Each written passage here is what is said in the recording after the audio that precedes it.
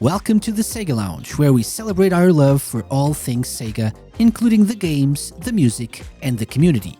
I'm your host, KC. Join me as I talk to different guests and learn more about their projects and passion for Sega. Hello and welcome to the SEGA Lounge. Wow, we're back. Surprise. Almost unannounced, but we're back with a special episode of the SEGA Lounge, and as per usual, I'm not alone. I have my friends over here. It's been a while, guys. Yay, welcome. So we've been away for a while, life and stuff. Not really, we don't really need to get into all of that, but I've been very busy with life and work, and I've been wanting to record at least an episode covering the latest Sega news, but it's been hard. But now we all found some time to get together very early in the morning for some of us to discuss how early, Lewis, by the way, for people watching our video, how early is it? Would you like to share with people? Yeah, this is my wife's Taylor Swift mug. It says, "I'm just like, damn, it's 7 a.m." I couldn't tell you what song that's from, but it's relevant here. But It is. it's worth it because the Sega Lounge is back, and there's no place I'd rather be than here. Awesome. Thank you very much. So let's start. So we have Lewis Cox from the Dreamcast Junkyard. Hello. Lewis. Hello. Welcome back. Yeah, friend of the show. We also have Lime Reversed. Hello. Do you have like a time relevant mug or something to show us? I do not. I was surprised and amazed. Like, do you have a cup for each time and just happen to pick the right one? No, I just was in the cupboard early and I saw it. I was like, wow, that is so perfect. Yeah, very much. What if Taylor Swift had a song for each hour of the day? Oh my gosh. A little bit like album, Animal like Crossing. 6 a.m., 7 a.m., 8 a.m. Yeah, like Animal Crossing having a song for each hour of the day. Like Taylor Swift's like talking about, like singing about, oh, damn, it's 7 a.m. Like, oh my, it's 8 a.m. now. Yeah. If she comes out with that concept, Casey, please do sue her. You might make a lot of money. That's true. Every minute. But it's the same song. It's the same song. It's just a different time each time. Could be. And a mug as well. Yeah. A mug for every minute. Yeah. Okay. And we from Japan, straight from Japan. SkillJim. Hello. All the way from Japan. No time-related mug. No. I've got a watch that can wrap around a can. It says 324. Okay. Oh, nice. Yes. Yeah. PM, by the way, for people listening, PM. So don't think we've been like bad to Jim and made him. I know. I've wake had up it easy today, really. Yeah. Yeah, appreciate it, guys. Thank you for waking up on my behalf. Yeah, that's why we're recording a little bit early, so we could accommodate Jim's schedule and whatnot, because he's always the one like getting up very, very early. Yeah, let's say that. Yes, let's say it. Yeah, but no. Lewis was showing something. I also have something to show. Oh yeah, I've got the. I do have the. I wish I had one to hand. Okay. Amazing, guys. Yeah, man. 25. Where's your Shenmue Dojo merch at hand? I do have it somewhere, but I'm not 100% where I put them. Oh no, we lost Jim. He's trying to find something, I think. I didn't mean to do the camera thing though. How do I fix the camera? One sec. I have no idea. Maybe I do. Maybe I can help. There we go. Can you fix my camera? Can you? There we go. He's back. Yeah. Wouldn't be the same without some technical issues. Thank you for doing that. I was afraid you'd be in the dark the whole episode. Okay, yeah. So, guys, welcome back to the SEGA Lounge. We're recording this. We're gonna air it like the week after. We're recording this on the 19th of June, and we are just gonna go through some of the biggest announcements. There were a lot of things announced during this like Summer Games Fest ish era of E3 of period. E3, fake E3, non E3 period, Sega related. And we're not going to like talk about everything Sega that happened in 2026 so far, although in terms of games, that wasn't much, to be honest.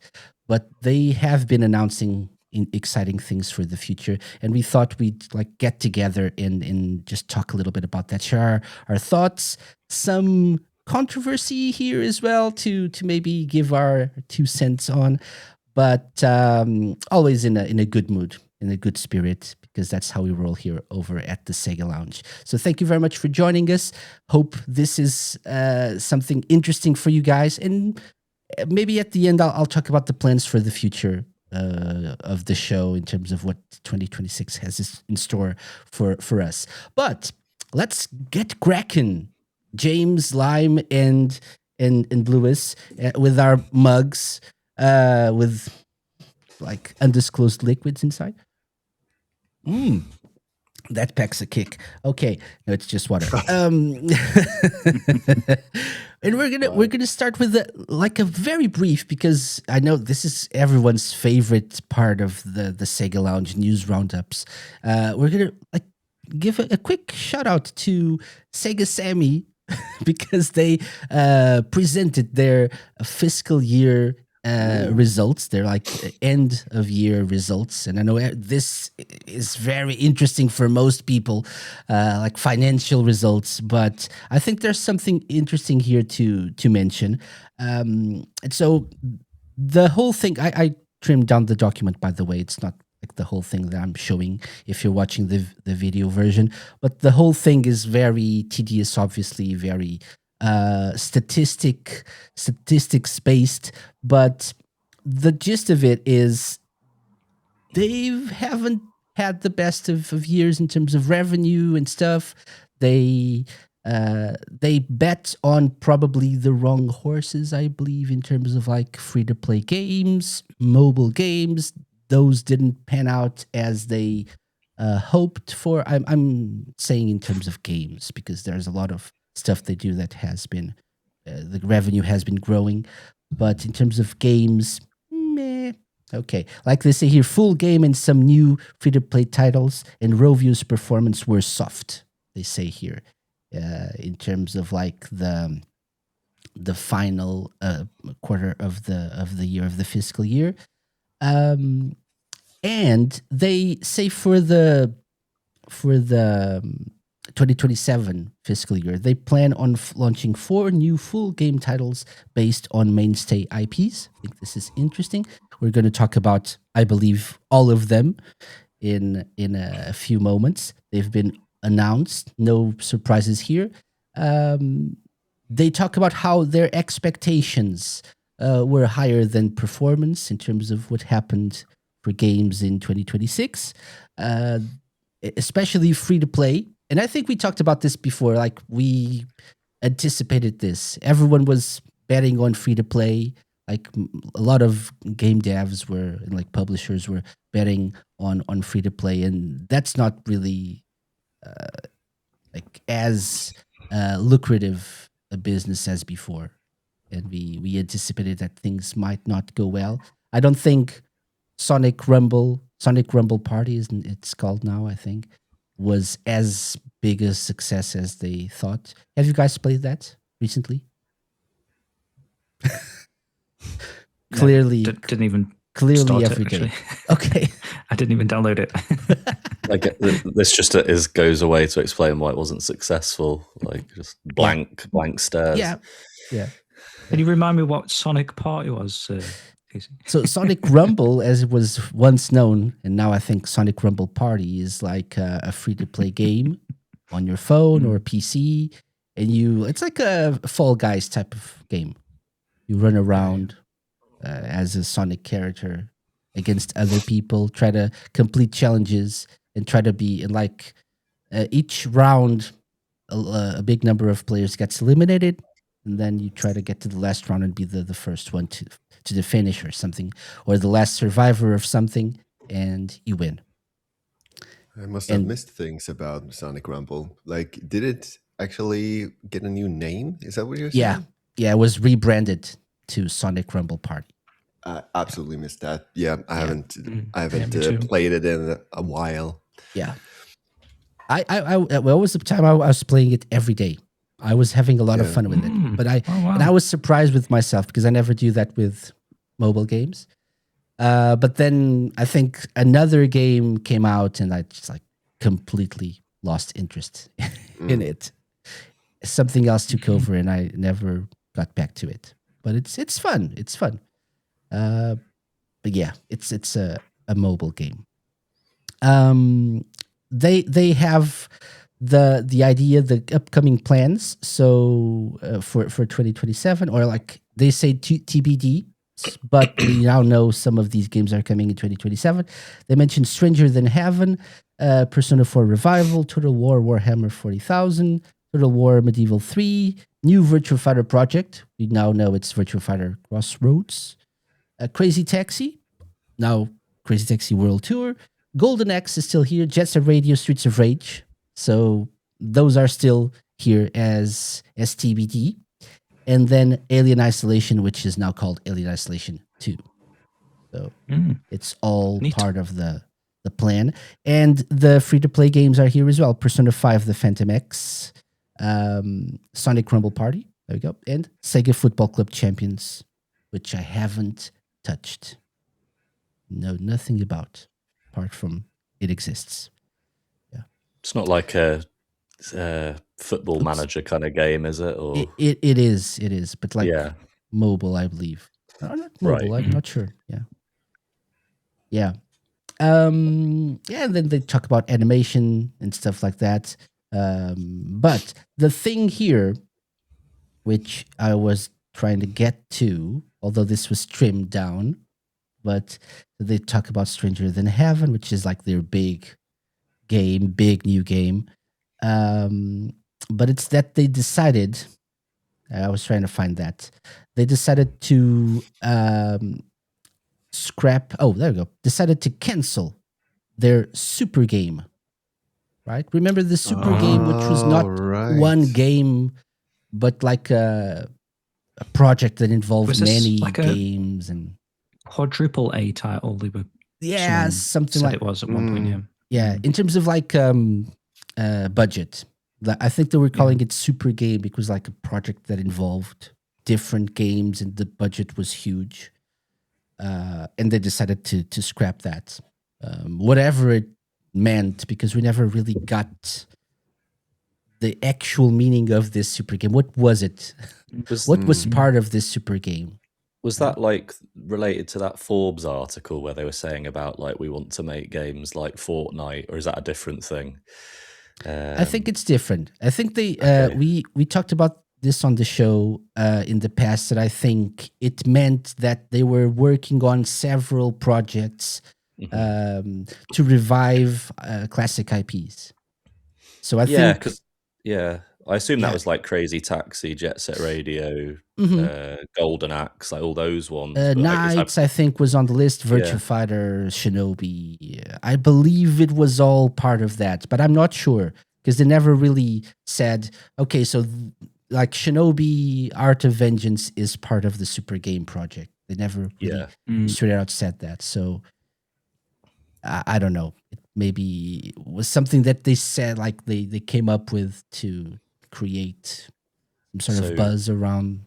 So if I'm following, this super game that was cancelled is potentially like an old IP revival that they just said, right, we're not doing that anymore. Is that right? Not just one. That's the confusing part. Okay. Yeah. It was like more of like a project involving reviving several IPs, I think. That's what my takeaway from what they said at the time was. Because everyone was like, oh, Sega's doing like a quadruple A game, not just one game. It's confusing. Yeah. So probably this doesn't really affect much. They're just working on it seemed like from memory, when we were talking about it in the past, it was like incorporating elements from popular IPs into one game somehow.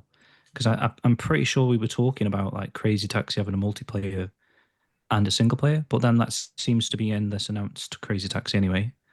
And then I'm sure we were talking about Jet Set Radio as well, having like a multiplayer where you can go around skating with friends and tagging the balls. But then we don't really know what's happening in the upcoming Jet Set Radio, if that's a thing. So I don't know. Obviously, it must have been a game for them to be able to decide to cancel said game. But maybe it was just a game that then has spawned multiple games, and they've just fleshed out the ideas that they were going to do into their own separate games. Maybe now, I don't know. This is turning into more thinking, like a Casey? philosophical discussion. What is a game? And I guess technically, Sonic Racing Cross Worlds is a game that includes other games. Right. So, like, what would they mean by that?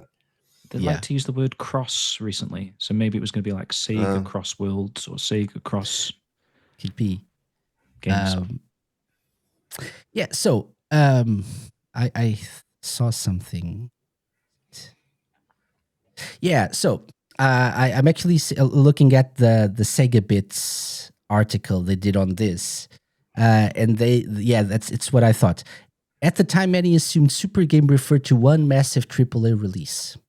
As the years went on, Sega later clarified that the name actually represented several large-scale projects and long-term business plans rather than a single title.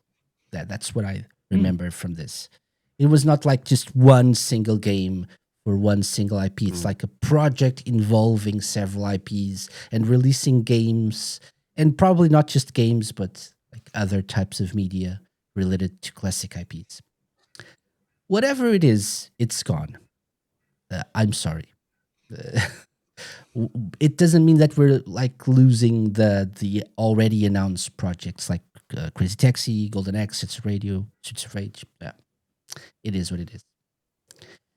Okay, so let's move on from this. This was just like a brief mention of the Super Game. Farewell, Super Game.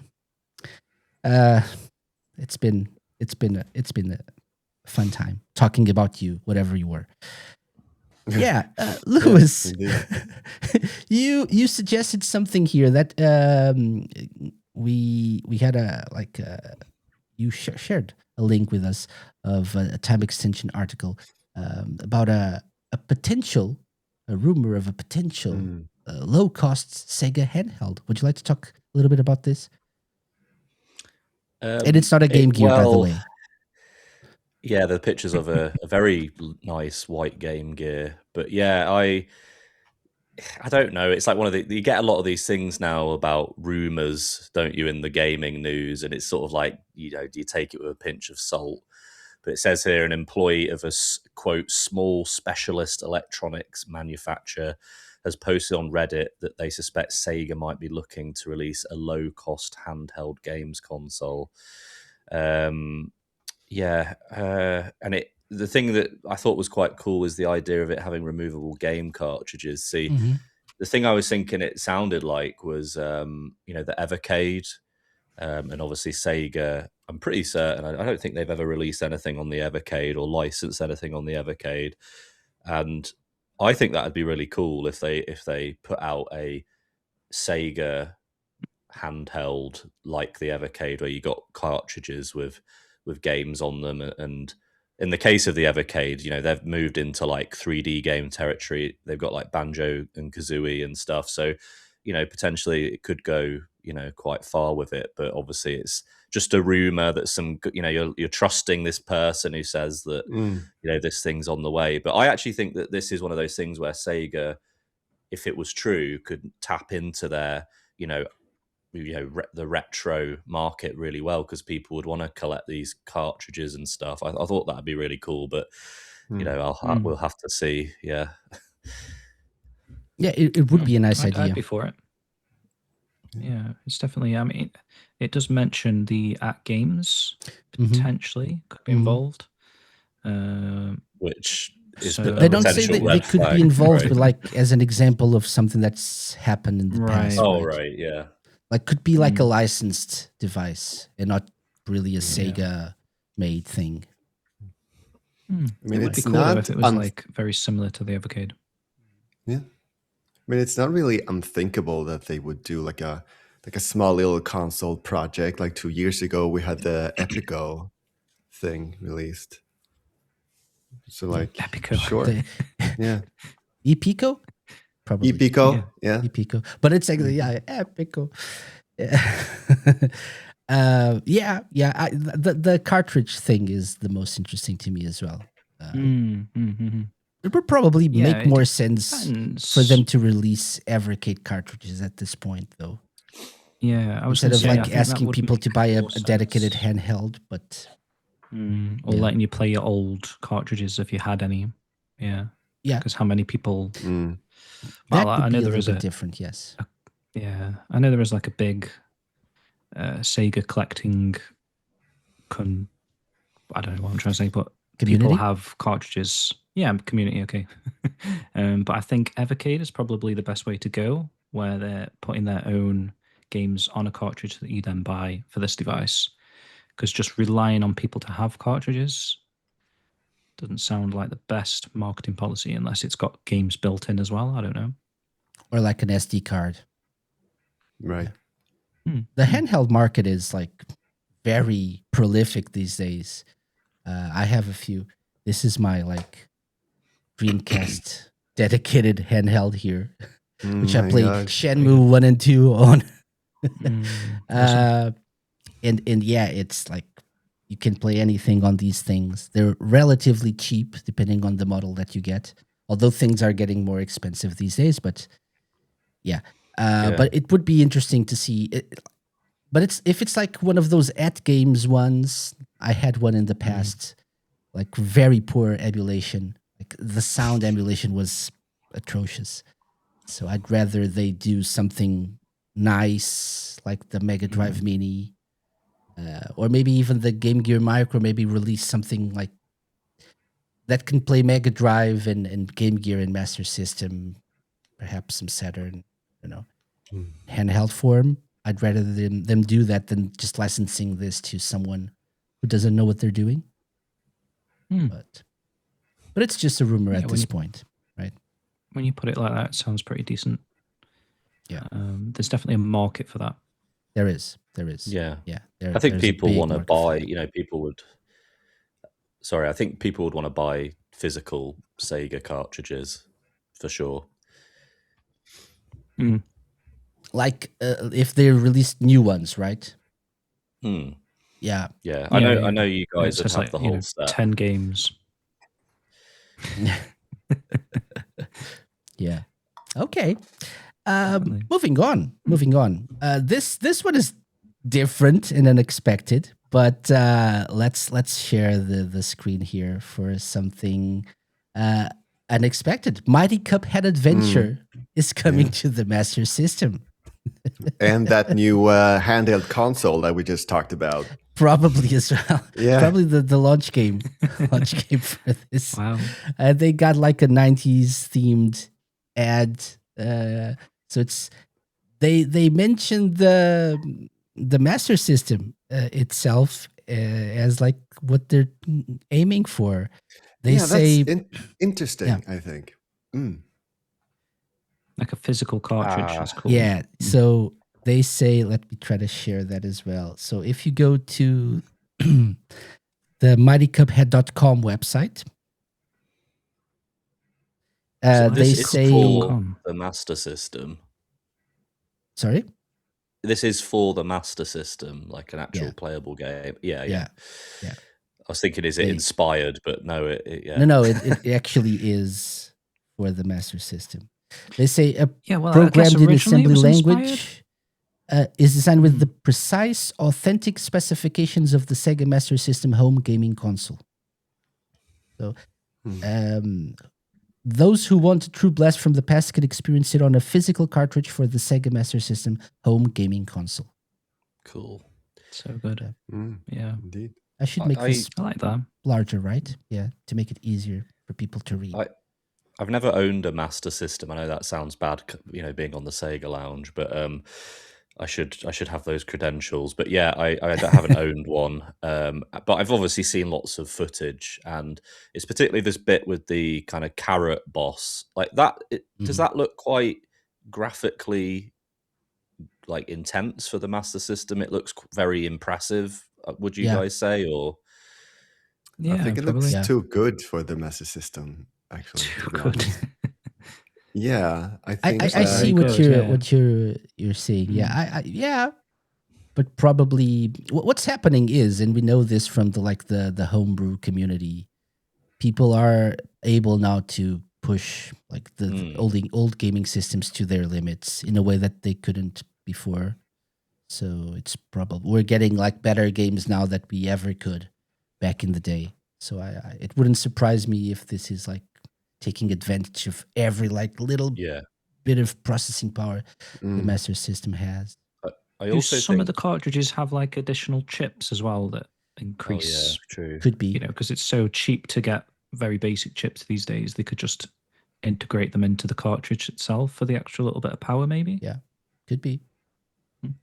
I also think That's it's a really possibility. cool that it's it's they're an indie studio, aren't they? The creators of Cuphead, Mhm. but obviously Mhm. they were so successful with their game, and they had like a Netflix show and everything. And I love that they're kind of still keeping it, just doing what they want. It's like we're just going to make a Yeah. Master System game. Like I love that, Mhm. and obviously because it's a popular IP, it's going to reach more people. So yeah. And it's a little bit out of left field because not many of these studios do this. They do if they said, "Oh, we're releasing an NES version," I'd say, "Yeah, sure, that makes sense." But you don't see people like saying all these like developers say, "Oh, I grew up on the Sega system. Let's release something for Sega." So mm. that's Maybe nice. Mega Drive at a push, but Master Systems, Yeah, Mega Drive makes sense. Yeah, yeah, Yeah, that's very specific. yeah, that was my thought as well. Like I would see this like be on a Master System, like no, a Mega Drive. Not really like a Master System. I think that the graphics, it doesn't really Cool. remind me of the Introducing Master games that System. I've played, at least like for the Mhm. Master System, but rather Mega Drive. Something Sonic just came 2. to my head. Maybe this is a Brazilian studio. It's not. Studio MDHR. They're yeah. Canadian. So They're still rocking the Master wow. Systems over there, aren't probably they? Yeah. probably because in Canada Sega was bigger than Nintendo. Because when you see like American developers, they're always praising the Nintendo consoles. So yeah, It was big in the UK as well, wasn't it? The Master System. in Europe in general, Yeah, yes. in Europe, Mhm. yeah. Yeah. Okay. So nice little thing. No release date, nothing yet, but nice little thing to look forward to if you're into Cuphead. Never played Cuphead. I should. They say it's hard. really difficult. That's all I'll Yeah. say. Same here.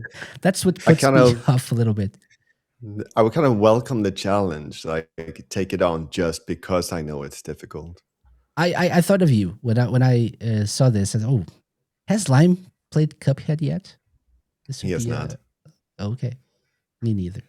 But I think you would appreciate it. They say it's really, really difficult. I mean, it looks good. The gameplay looks tight. Oh, for sure.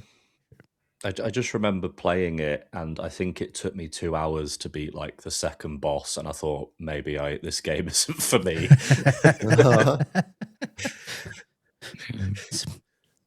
Life? Cuphead? Okay. Yeah. Right. Well, and that's it for like Sega adjacent things. And now let's get into the proper games that were announced or confirmed or we know more of thanks to the fake E3 2026 time Right. that we just went through. And first of all, let's start with Crazy Taxi World Tour because this is the one that's been announced the longest. Right, I think was like end of 2023 Game Awards, part of that like new era trailer, and we knew nothing about this until during, I believe, the Xbox Games Showcase, whatever they called it, and the internet was on fire for this because it was an amazing like announcement trailer. Yeah. And so, not getting into any of the controversy that followed, thoughts on this, guys? Did you guys watch this at the time? Yeah. Were you surprised by what it is? I was very surprised, and I was like, heck yeah! Like we're actually going to get this. I really didn't expect it, but then I saw like the Crazy Taxi just like flying in the air there, like, and yeah, I was very happy to see it. And it looks good, Yeah, right? me too. Yeah. I think the Xbox showcase thing was like the middle of the night in Japan, so I didn't see this till the morning. But yeah, it looks fantastic. It looks like they've captured the spirit of the original Crazy Taxi game. You know, you've got the San Francisco leaping down over the hills there. They've also, obviously, they've used the Offspring's All I Want again. So it's like honing back that nostalgia from the original game. But reading more into it, it's world tour, so there's multiple areas that they're going to be doing in this. So it's not just like a remake of the original; it's its own game, which is cool to see as well. Because if you just watched the trailer and didn't know the title, maybe you would just think, "Oh, it's just a remake." But yeah, I like it. Looks good. Yeah, Lewis, as our resident Dreamcast sicko, what do you think? Yeah, I think it looks good. I saw some people saying like it doesn't feel like the old Crazy Taxi, but I'm of the kind of thought of I think Crazy Taxi is perfect. You don't need to remake that original formula. Like I'm happy for them to do different things as long as it isn't just some like free to play rubbish. And in this case, it isn't. It's got like a proper single player mode, but then there's also like multiplayer, which I was glad to hear that they've kind of separated that stuff. Because I don't hate multiplayer stuff. I have friends, believe it or not, but it's like I will. If other people have it, then it's like I'll play it with them. That's cool. But obviously, I do quite enjoy just sort of like in games like this, like zooming around and just doing. Yeah, I like the different mission ideas. Like I like there's a bit where he's got like loads of pizzas stacked on the car and you have to deliver them. And the only thing I haven't like watched, I don't know if there's more than just the trailers. I've watched the trailers, but do you think it's like an open world kind of thing and you kind of zoom around and like you do the missions, or is it all just like an arcade timed thing and maybe the pizzas are part of the instead of picking up someone, you get pizza, for example? I don't know. I'm not 100% sure on that detail. What I've heard is there are different modes. Okay. I don't know if they're like integrated into the whole open world thing, but probably not open world because there are 5 countries, I think, or 5 areas like in different parts of the world. That hence the world tour part of the title. Yeah. And so it's probably not really open world in its entirety, but there are different modes. There are like the traditional trying to like pick up passengers, get them where they want to be, and keep going. But if you are not successful in doing that, you can still stay in the area and do other things and do other missions. So, but I'm not sure if that's like there's like a hub world sort of thing, like an open world thing where you go from mission to mission. Like, well, there's like a marker on my map. Let's see what that's about. And maybe that's a new mode that I unlocked, or if it's just like a plain old menu, you choose what you want to play. They haven't really shared anything. People have played or at least seen gameplay behind closed doors, I believe. Like journalists, but not much was shared in terms of, apart from different modes, like not really a lot of what they are and how you access them.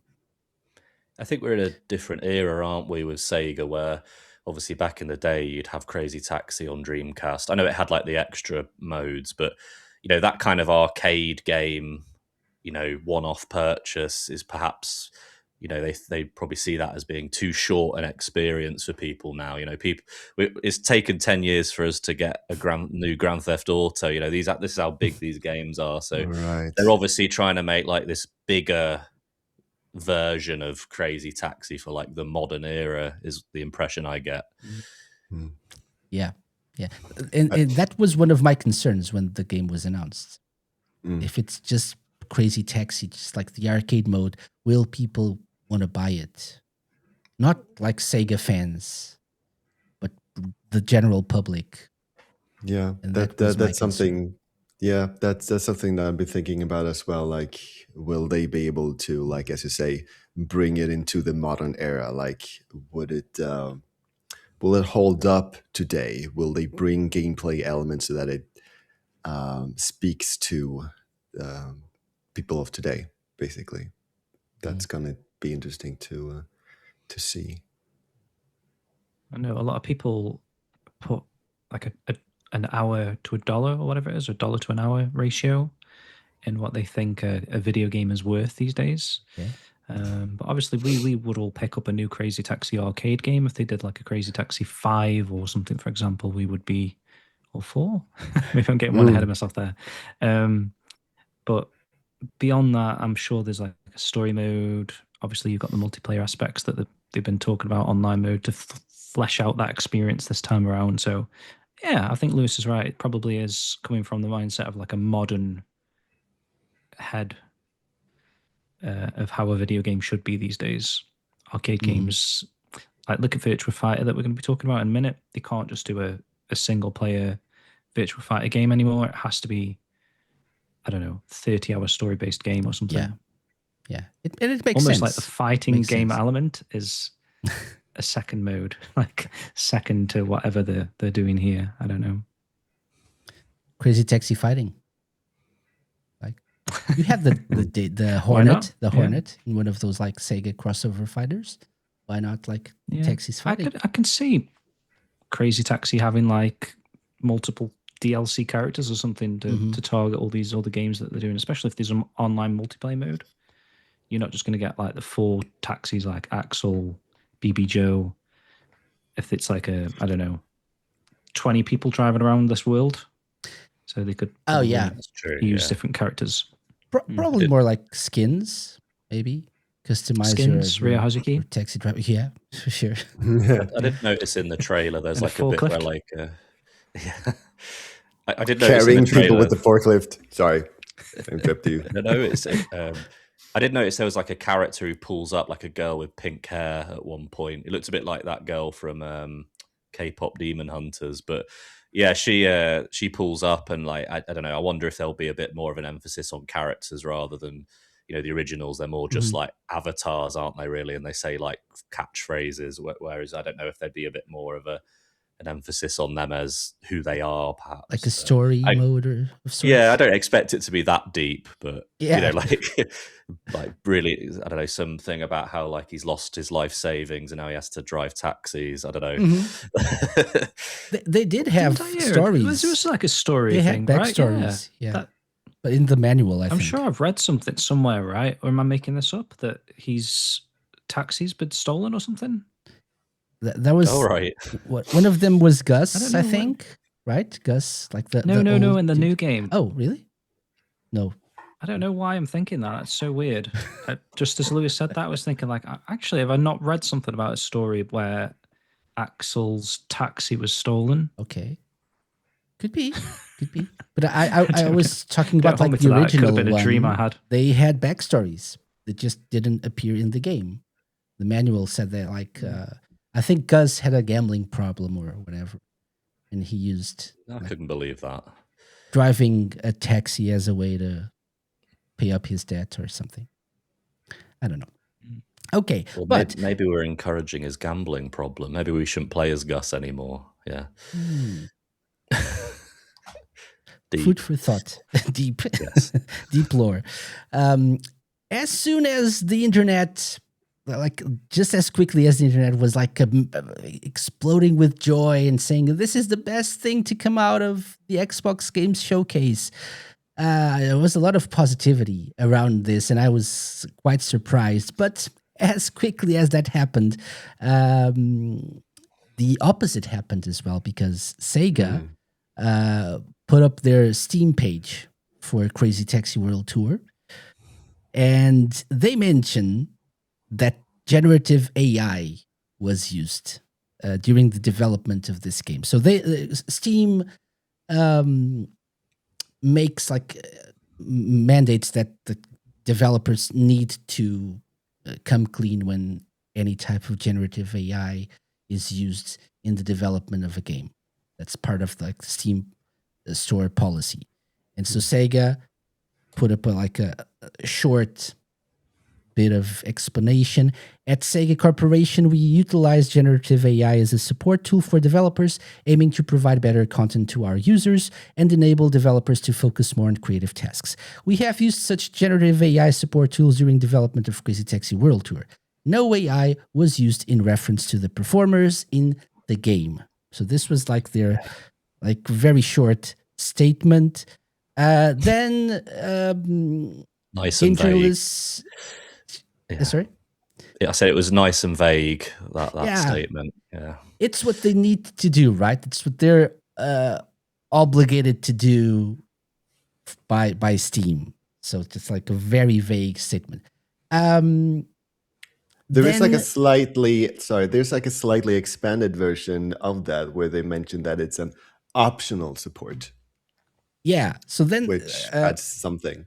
Journalists, video game journalists, especially Brian Shea, good friend of our show of Game Informer, he reached out to Sega and they said generative AI was used to support our teams during the development. Assets generated were still subject to review by the development team. No AI was used in reference to the performers in the game. So they say it's available as an optional support tool for developers, like you were saying, Lime, enabling our teams to focus more. You were going there, and I on creative tasks and ultimately focus on what matters most, delivering better games to our consumers. Still very vague, right? Still very vague. But then Brian Shea had the chance to interview the original director of the game and currently lead producer, creator of the series, Kenji Kano. And he said, first, I think I can be a little bit more specific or clear on how we use the generative AI. So it's like one small part of the creative process. So to get a little bit more detailed about our design process, as mentioned earlier, it's World Tour, and we have 5 different countries. I can't say which countries there are today, but our artists, our designers, they actually went to the actual locations and they took references, and based on that, they came up with the designs. And generally, AI is just one part of that, and it's used as a hint or part of the ideation. I think the statement on the Steam page was quite vague. Duh. So to make things a bit more clear, and this is a sentiment that both me and our team of talented artists and designers back in Japan share, is that we want to create things ourselves and deliver that as a great experience for our customers. So rest assured, everything in the final product is going to be original. Okay? Yeah. So thoughts Interesting on this guy. This is a very controversial matter, right? Lewis. This seemed like it was a slight, we had all this amazing stuff revealed during this Summer Games event. And then I did also notice that, it was I think at least 3 games, including this one, had this whole sort of generative AI backlash on social media. And there was another one, which was a Tomb Raider game. And it seemed like it was exactly the same thing. It was, we used AI to come up with concepts for, I don't know, the levels. But then we got a real artist to come in. And it's but that's the whole point of a concept artist, is to do that job. So they're kind of almost admitting that they're eliminating the idea of a concept artist using AI. I mean, it's somewhat. And, someone said, it was quite funny in our Discord, they said, does the photos of San Francisco not exist? It's a real place. Why do you have to get this machine to generate a picture of San Francisco? So yeah, the video of the Tomb Raider dev is really awkward, and then the PR person comes in and says, I think we've said all we need to say. That is oh god. She just wanted him to stop talking. So I don't know. I mean, it's interesting to know if Steam hadn't have mandated that they say this, would they have even revealed it, and would there be this backlash? Because people have pointed out, if you look in the trailer, there's nothing that looks like it's, as they call AI slop, which obviously, I think it looks like AI generated graphics look hideous. Like, even you forget about everything else. It's like, just from a stylistic point of view, they just look really bad. So I'm glad that nothing made it into the final game by the looks of it. Yeah. Guys. Yeah, I mean, I get the controversy because AI does come with controversy at the moment, but I do feel like a lot of people do blow it out of proportion. Obviously, if it gets to the point where people are losing jobs and it is replacing jobs, but there's no evidence of that in this statement. So all that is in the statement is that they're just using it as kind of, I guess, inspiration at this point to then go off and use a real person to create. So I think that's okay. I don't really have a problem with that as long as someone's not getting fired over it, if you know what I mean. Like, it's replacing a person. And obviously that is the fear, even, with our jobs, Casey, like, replacing our full-time jobs, if you know what I mean. Yeah. It could happen in the future. People are utilizing these tools to learn English, for example. Yeah. But then those tools have been available as apps, Duolingo. It depends how It's far not the AI same, gets. right? As well. It's not the same. If like people are buying robots that cooking, cleaning, walking around the room, I mean, that was a dream from like 30 years, 40 years, 50 years ago. People envisioned robots, assisting with their daily grind, like the daily chores. It's just if it comes into the workplace and creative passion, like replacing people's brains. Yeah. Essentially. That's where I can understand the controversy, but I want a robot cleaning my house for me. Yeah. That would be great, actually. Sega did release one, or was about to release one at one point. Remember, we talked about this a few months ago, like a couple of years maybe. Like they released there was an ad for it and everything. It was supposed to do a lot of things around the house, but never saw the light of day. We're probably closer to that reality, or to that being a reality now, than ever before. Okay, Lime, your thoughts on this? Yeah, I'm in the same ballpark as Jim. As long as it doesn't replace artists, I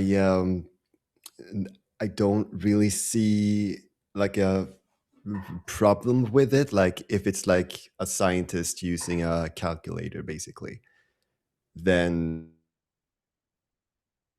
creator. Like, I'm also like a graphical creator. I create logos. I'm also a programmer, and to have basically a friend by my side that I can ask for things to help me with things that I didn't do, and things that don't work for no reason, then it helps me to focus on what I want to focus on, being creative. I can use the AI like for my purposes, like as an artist or like as a programmer, to helping with things I really don't like want to do anyway, and it can help me do the things that I want to do. And sometimes I kind of feel like people hear AI and they only see like the bad things of it. And to me, AI, it's a hammer. It's a tool. Yes, it can be used to kill people, but it really depends on how you use it, in my opinion. And as long as it doesn't replace anyone, but actually help people do what they really want to do, that's kind of where I am right now. Yeah. I'm I'm on the same boat as you guys, in terms of like AI not being like this big bad thing in itself, right? There's something very specific that's harmful about AI, which is like the environmental issues caused by the growing use of AI, like building data centers and all of that. That's something that needs to be addressed at some point. I don't hear AI and it's like, oh, AI, no, that's like this big bad wolf. like a lot of people on the internet say these days. There's a generalized hatred for AI without really knowing what the use of AI is in any specific case. So in this specific case, and Lewis, I think you talked about like GTA 6. It took us 10 years to get GTA 6, right? So games are getting longer and longer to develop, or taking longer to develop, taking more time, taking more resources, and that's harming gaming companies in a way, because they do decide to make these very long games and allocate resources probably not in the best way possible. It's on them as well. But if AI can be used as a tool to help with that, to help people keep their jobs as well, because there will be less layoffs. And I'm saying if, I'm not saying that's the case, but I'm saying if, and it's not used to replace people. In this specific case, I think the key word here that Kenji Kano uses is it's used for ideation. So like as a brainstorming tool, maybe like I'm trying to come up with the concept of something. Maybe we have concept artists, but maybe they need a little help, a little push to get them to where they want to go, whatever. I'm not really against that, as long as, like Lime said, it's used as a tool, not as a replacement of anyone's job, right? The thing is, and people say this a lot, but it's really true. It's gonna be more or used more and more in the future, right? We can try to control it, like, and push against it a little bit. And I think these things should be regulated at some by people who know how to do that, who have the power to do that. But it's not really all bad. It's not always bad. It's a tool, like Lime said. I do agree with that. And it's part of a lot of things that happen already in human history, like cars replacing animals, right? Like horses, for example, or machines replacing humans in certain jobs. It's happened, like automation and like factories and stuff. And it's unfortunate because people have to move on and adapt. It's probably going to have a little bit of that effect as well. But as a tool, it can be useful and it can be used for good. I do get the feeling that we're replacing people with AI, though. I do get that sentiment, and I think that's why most people push against this. Yeah, and I mean, it happens, and it has happened, and that's not the right way to go. In this particular case, I don't think that's happening here. So I didn't see anything. And like Lewis said, I don't see anything in the trailer that like yells, "Oh, this is AI! Oh, this is AI generated." It doesn't seem like it. There was also a suggestion. I mean, I don't know if this is true at all, but people were saying like it could literally just be, you know, with these big companies, you just have some top brass, you know, some big corporate leader at the top who's like, we should be using AI because, I don't know, we've invested in it or something, you know, yeah. So because we've invested in Microsoft tools, so Copilot is everywhere. So yeah. Yeah. It's like even where I work, they're like, right, everyone start using Copilot. And I'm like, yes. But yeah, that's true. So it's definitely a thing. Yeah, and it's like even in Japan, like the people that I talk to, business people, they're always mentioning like AI, this AI, that, you know, they have to incorporate it into what their company is doing moving forward. So yeah, it's definitely taken over to some degree. I think my stance on this is like, came out, let's try to find a middle ground. Let's not use AI for everything because that's stupid and silly, and that's going to kill creativity. Let's not just ban AI outright because it can be useful. Let's try to be a little bit more balanced. But it's the internet, so you want to use it as like as a more advanced Google. So like when everyone was just Googling everything, and it doesn't require brain cells to think of, oh, it was the actor in, I don't know, Independence Day. can't think what is his Bill name. What's his Pullman. bloody name? And then you go on Google and it's like, oh yeah, Will Smith or something like that. Oh. You know, whereas AI is, I don't know. I was saying Bill Pullman, Ask like Jeeves. Will Smith. Okay. But you know, that used to be a thing. Like when you go to, you know, pub quiz or something, and then someone just went off to the toilet to Google. Right. Or the Sega Lounge challenge. Do we know who's developing right. this? Is it Sega in-house, or is it like another developer? It is Sega, apparently, yes. And the producer is Sega, so yeah.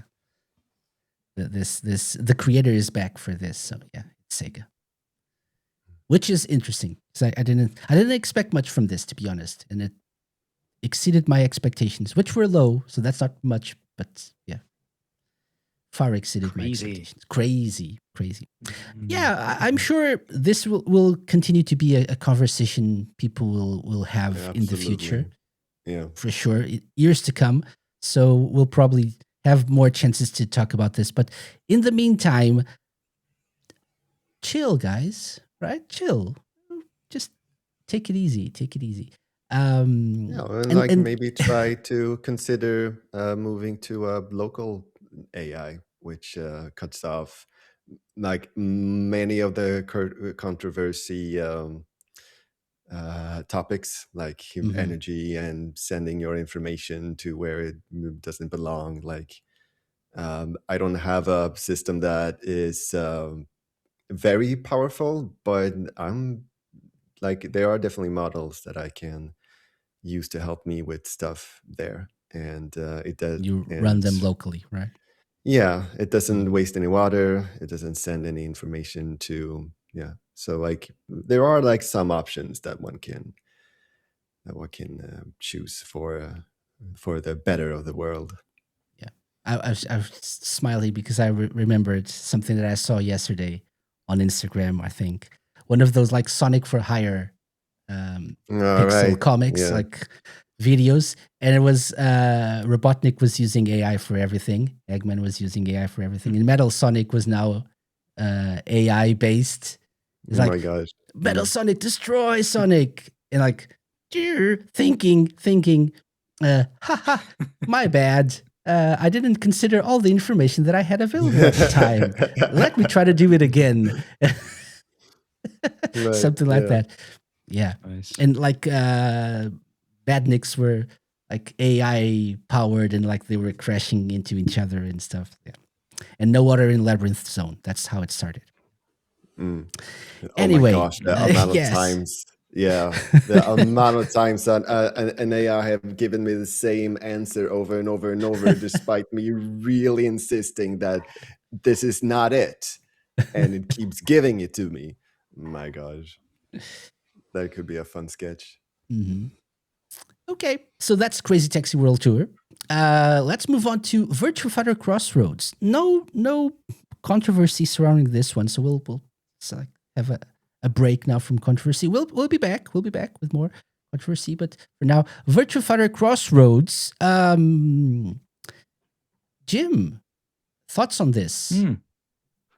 I wanted to go to you first. Controversy. I'm outraged. It's not Shenmue, Casey. So yeah, okay. How dare they? Yeah. No, I think it's great. When I first saw the trailer, I was getting like FIFA story mode vibes from like the music and the characters. Yes, I can see that. Yeah. Yeah. But then once it gets into the trailer a little bit, you start seeing those core kind of elements that, I mean, for me, and Matt's done multiple videos on this, but kind of ooze Shenmue a little bit. So obviously you've got the environment. This Chinese restaurant, for example, I like it. It looks like what I would want a Shenmue 4 to look like, building upon Shenmue 3.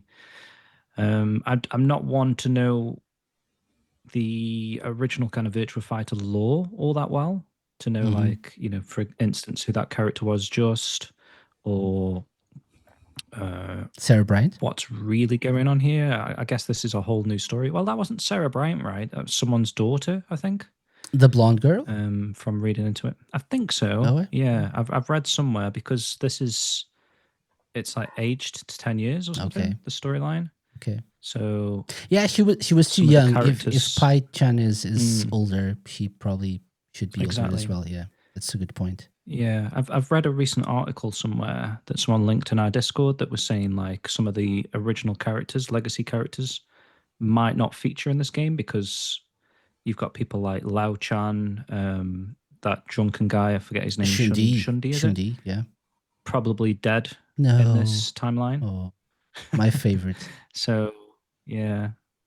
But Pai here looks like Shuing with a blue dress. She says you don't know enough kung fu or something. So, you know, we were getting some Shenmue vibes. This is a really cool reveal, though. This is a cool reveal. Yeah, the way like her stance and everything. Yeah, Like, lacking oh, in is that kung fu. Pai? There you go. Yeah, and I'm not Mhm. like the biggest Virtua Fighter fan, but I realized that was Pai by the fighting style. Mhm. Yeah. But what's really cool is the developer here is, you know, the game director behind it actually references Shenmue as an inspiration for the story mode. I was just playing this part because I think a lot of people will say this. Like a lot of people who don't know Virtua Fighter is like, that's Pai-chan. Who's Pai-chan?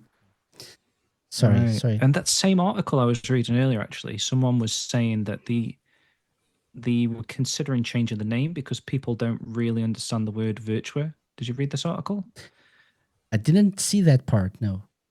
Okay. So I forget where it was. Like, I'll see if I can find the article, but they were almost changed the title to Virtual. Okay. Just because a lot of people do call it virtual. Yes.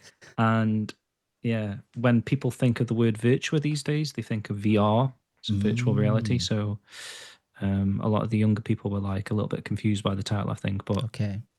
But from what I was saying, yeah, it looks like they sort of took inspiration from Shenmue in terms of the story. And then they were saying as they were working on the game, actually, they then appreciated Shenmue more because of what they achieved 25, 26 years ago. And this is kind of what they're striving to do now. And I guess finding it kind of difficult. So they kind of respect what was done in the past for what they're trying to do for the future. Yeah. That's a quote for you. Is this open world or is it just very story heavy? I feel like it's very story heavy. I've seen a chain of like a tree, almost like, you know, when you play Detroit and you cross a path here and then it goes off in this direction. I've seen a similar looking tree where a character's introduced and then the path goes off. So I'm not sure if it's open world as such or if it's a bit more regimented in the storytelling. There's a story mode, right? Apparently, the writer is the same writer of Ghost of Tsushima. Haven't played it, but wow, okay. It's a well-regarded game. Probably one of the David best Hayter, games. Right? So it's Brad Kane with oversight from David Hayter. Yeah. Yeah. So yeah, they're being more story heavy. Yeah. So it was this link that you've put in the document here, Casey, that talks about Yu Suzuki giving the kind of go ahead originally. And then they found it amazing. Here you go. As development progressed, that they began to realize how amazing the concept of Shenmue was, deepening the team's respect for what Yu Suzuki and the Shenmue team had achieved. Which I like that. It's like nice sentiment. It's good for people like us that like both Shenmue and Virtua Fighter. So this is a game that's going to incorporate kind of elements from both franchises. Yeah. And I forgot about this. So here you go. They it's just the tree. in this video, which goes a little bit more at length into what the game is, they mentioned that girl is a new character. Actually, there are 4 characters they mentioned that are completely new. So you'll probably encounter classic characters as well. And they talk about how the story goes and Akira is not the main character this time. So we have Cielo, which is Spanish for sky. I think that this is probably what the franchise needed. I might upset a few Virtua Fighter diehards with this, but I just out of all the big sort of main fighting series, it unfortunately does seem like it's not managed to kind of, I don't know, like keep its foothold in like the popular conscience. Like everyone. If I spoke to someone at my work just randomly, it's like, oh, do you know Tekken? Street Fighter. Probably Soul Calibur. Like they'd know about that, but like I feel like Virtua Fighter's almost sadly become a bit more of a niche series, and For sure, I do. for sure. I do think it like possibly needed some kind of shake up. I mean, I do know that there's some big fans of the series who are kind of a bit gutted that it looks a bit more gritty and it's not that like beautiful, blue sky Sega fighting each other on the beach kind of thing that we love, with the colorful characters. But yeah, it's interesting. It's interesting, and you never know. It could also lead to Shenmue 4. That's always something to consider. Yeah. Yeah, I think you're right. I think one of the things that I loved about this is how they in the logo VI has a different color. Yes, so cool. because it's a smart move. It's the sixth main game, right? So it's a nice way to do this, to give a nod to the series. But yeah, I think you're right. It's probably the one that influenced the others the most, and it did most of the things that are now known as like mainstays in 3D fighters before anyone else. But the games that came after are now far more popular, and mostly because Sega wasn't able to manage the series the best way, right? So I think this is necessary, even if it's not what people like diehards wanted from the series. I think it's what's needed for it to become a little bit more mainstream, right? Become more popular. So yeah, and you'll still have versus mode for like classic fighting modes, right? So the video playing right now looks really good. Like Yeah. the actual fight, the combat. It's Yeah. awesome. Yeah. I'm very impressed with Stella. much- Yes. Sorry. Like, yes, Oh, please. That's the name of the girl. That's not what I was going to say, that I'm very impressed with Stella in particular. Not that I'm not, but that's not where I was going. Yes. I was just going to say that I'm very impressed with the ambition that this trailer shows. It really doesn't feel like, oh yeah, here's just another fighting game, but they really show that, yeah, this is another fighting game, like another Virtua Fighter, and I don't know, there's just so much. It's oozing with quality, I feel, from what I'm seeing, and Yeah. I like that a lot. Looks And like also- a next gen game, right? Yeah.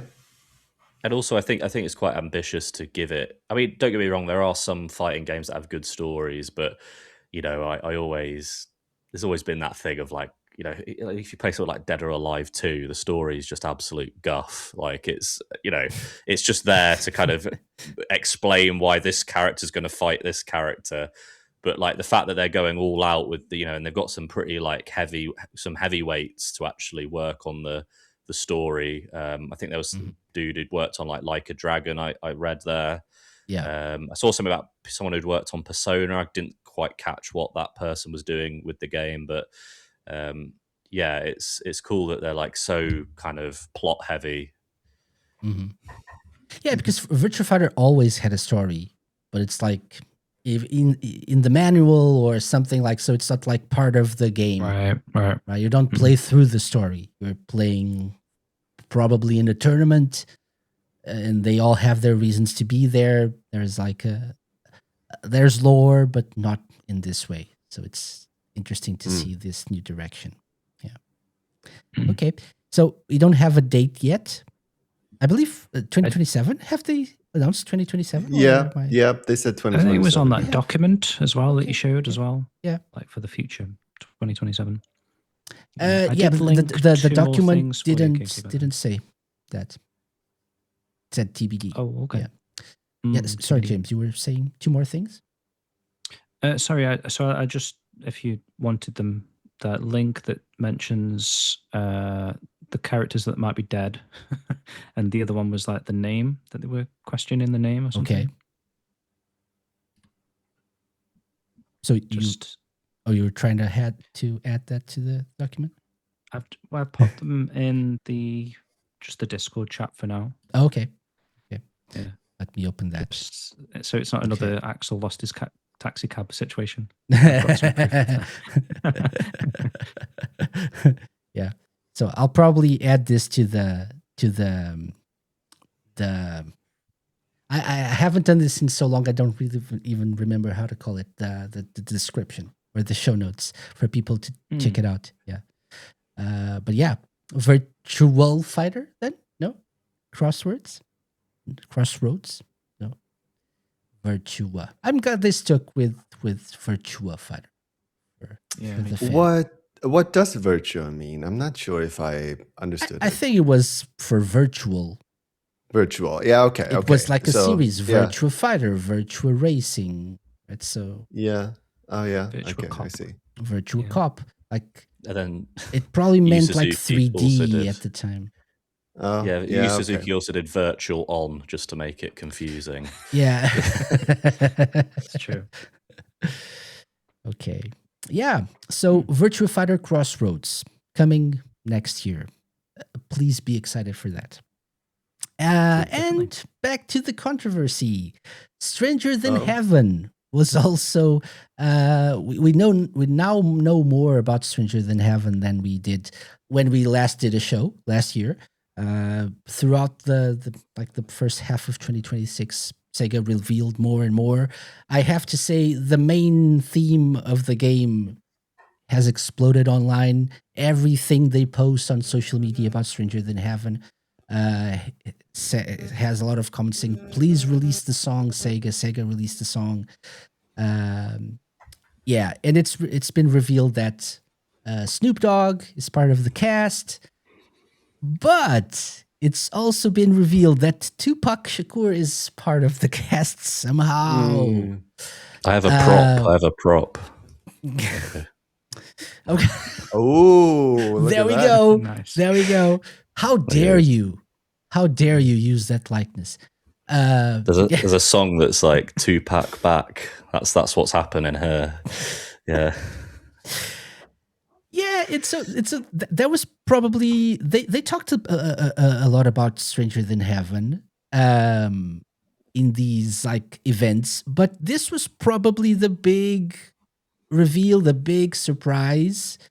And I don't really know how to react to this, how to feel about this. My main question here is why, I think. Yeah, it's so random, isn't it? Yeah.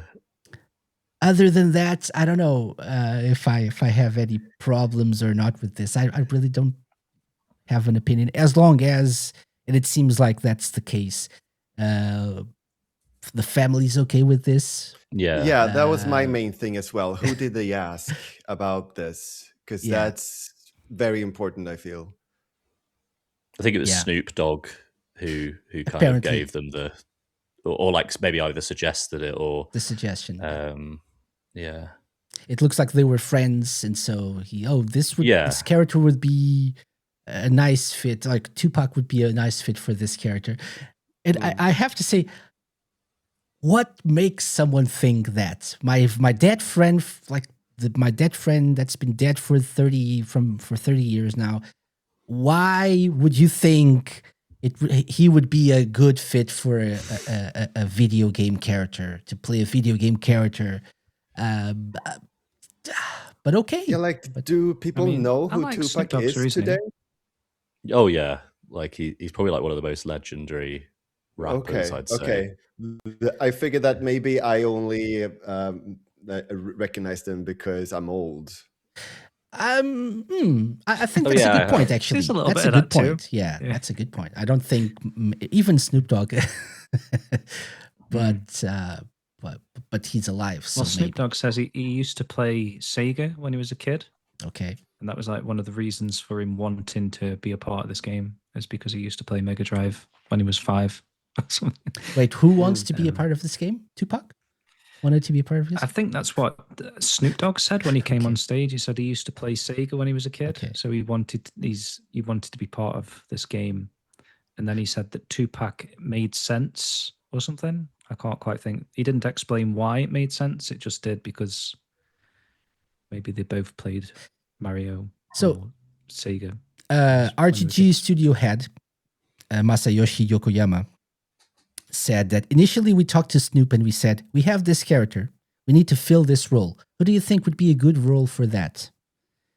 Then Tupac's name came out from Snoop's side, but it was kind of playing back and forth. It wasn't just his name, it was a bunch of different people.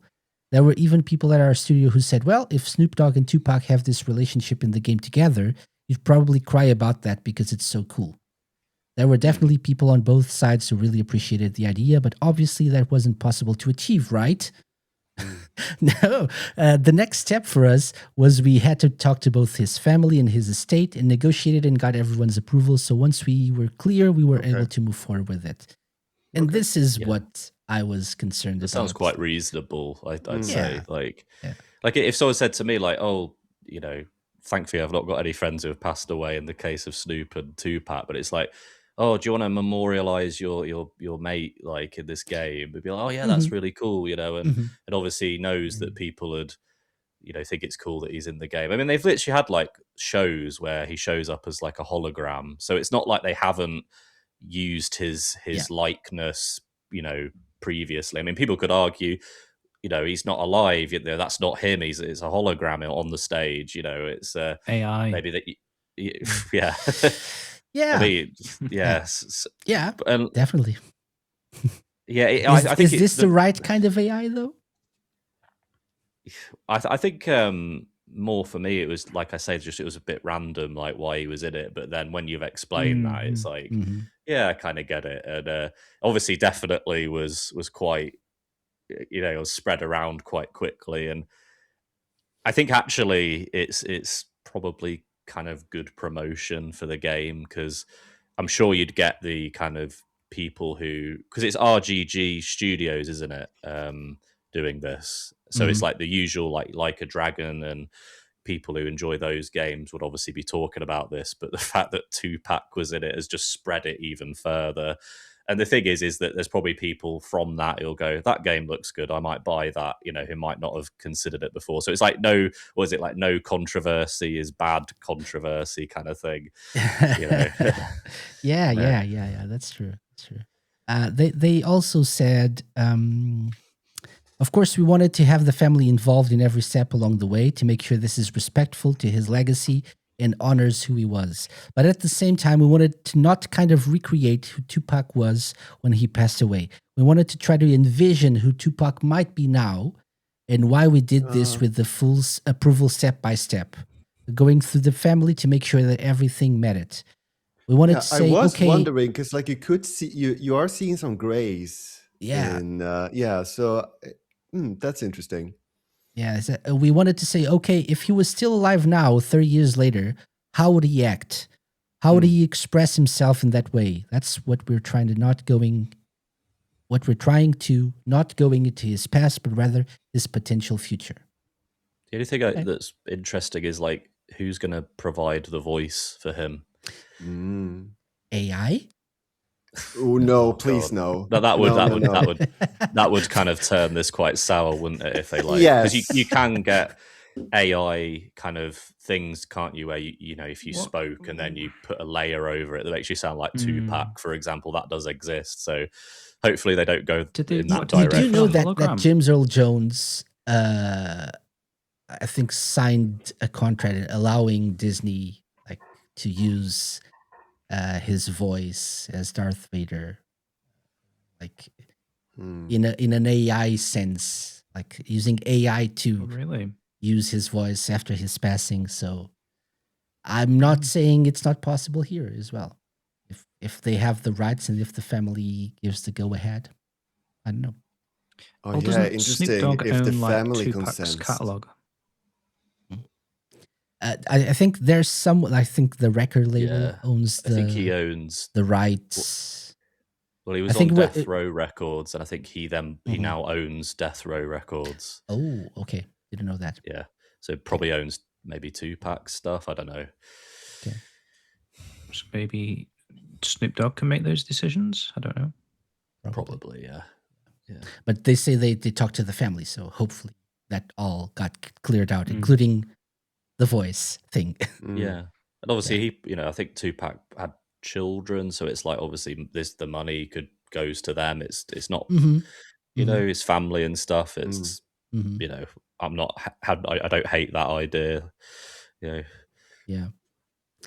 Right. So Stranger Than Heaven, looking really good. January 15th, 2027. So it's the first one out of all of these games that we're talking about today that's going to be out. And it looks like it's going to be huge in scope, in gameplay, looks really good. And now with 100% more Tupac as requested by no one. But interesting idea, to say the least. Moving on, because we're running out of time. Persona 4 Revival, fresh out of the Xbox Games Showcase announcement. Not announcement, we already knew it was coming, but we now have a date. It's coming February 18th, 2027. So, Lewis, this is right up your alley. You're our resident Persona fan, so Yeah. I mean, Thoughts I'd on probably this? say to people, if you haven't played Persona, I think this will probably be the one to play because I think it has the best storyline of any of the games. When I originally played it, I don't think it was the best game as far as like, the options you have and the freedom you have compared to the other games, but it's definitely the best cast and best story. And I think this will be the one I always like recommend to people. I mean, I've played the game like multiple times on different systems, so this one, like the remake of it, I was obviously I'll play it, but it's like I wasn't as hyped for it as the other thing that we'll be getting onto, which in a way almost takes the oomph out of this slightly. I think like the fact that they reveal two Persona things at once. But you can say what it looks is. good. You can say what it is. The other thing. Well, it's Persona 6. Despite it having, there's nothing in the trailer except like some kind of like cool graphics, and then just the words Persona 6. I like lost my, Yes. me too. word. Me too. Because I mean, people forget this because we were talking about GTA 6, but like Persona, it's been 10 years since Persona 5 came out. So just to even see an inkling of it, like, is crazy. So yeah, it's interesting that they were like, "Here's Persona 4 Revival, get excited," and it's like, "Oh yeah, but here's the thing you've actually been waiting for, which is Persona 6." So we know nothing about it. But just on the topic of Persona 4 Revival, you did mention in the show notes the running order about the cast. I have noticed that all the cast are different. Yeah. Which I know was like slightly controversial for like the old fans.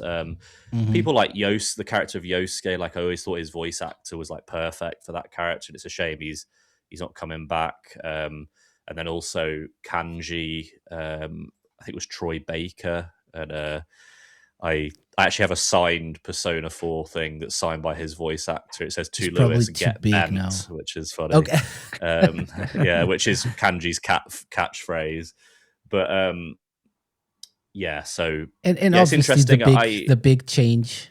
My God, was voiced by Zoran Mamdani, the mayor of New York. For those who don't know, it's on this. So they announced this. No, this was announced on Twitter, and part of the Atlas created a thread, which with a card for each character, and then someone replied like, "For a moment, I saw this." Protagonist voiced by Zoran Mamdani. Yeah, because the original voice actor who's actually doing the protagonist, has like a beard, doesn't he? Like Zoran does. So it's like, Oh, that's a connection. Okay, I see. yeah. It was just But too you random kinda for me to shared get that. the joke. I was like, but why? You could have just like, That's. It don't need- I mean, that's just Even without modern context, humor, it's isn't funny. it? Yeah. I see. But yeah, I mean, there was a character in the original Persona 4 who I hated the voice of. I can't remember who it was now. It was Yukiko.